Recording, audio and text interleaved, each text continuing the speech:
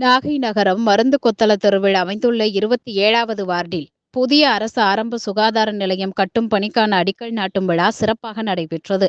இந்த விழாவில் தமிழ்நாடு மீன் வளர்ச்சிக் கழக தலைவர் கௌதமன், நாகை நகர்மன்ற தலைவர் மாரிமுத்து, துணைத் தலைவர் செந்தில்குமார் மற்றும் அந்த பகுதியின் நகர்மன்ற உறுப்பினர் சித்ரா குலோத்துங்கன் ஆகியோர் பங்கேற்று அடிக்கல் நாட்டினர்.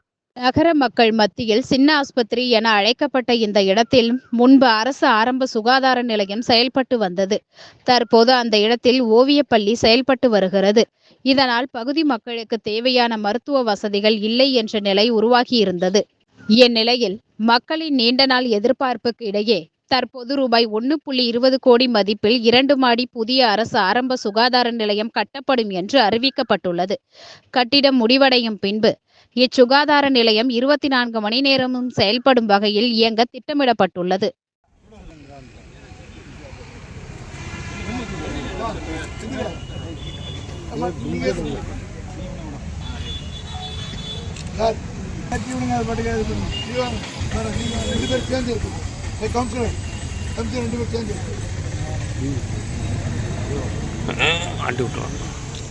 தேங்காய் உடைப்பா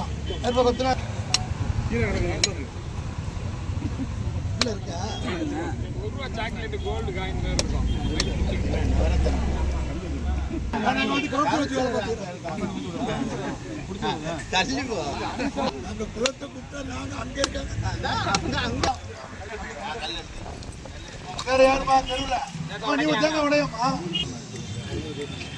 அது நல்லா போட்டோ எடுத்து வைப்பா. நான் கவுன்சில் இருக்கும்போது ஹாஸ்பிட்டல் நல்லா சொல்லலாம்.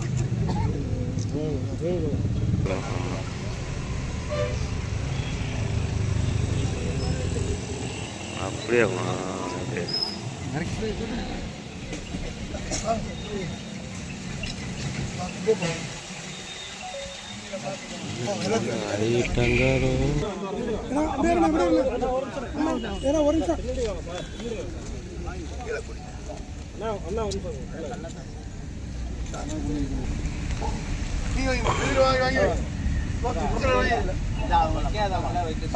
தேங்காய் உடைக்காதவங்கள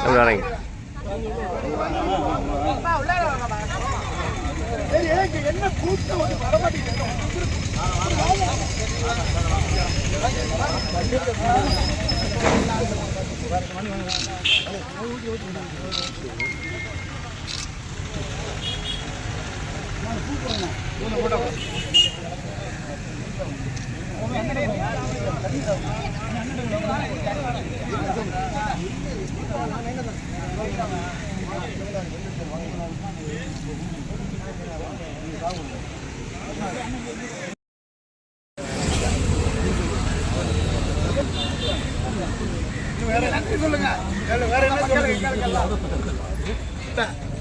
நம்ம எல்லாம் இந்த தெருவாட்சிகள்லாம் பேசணும்.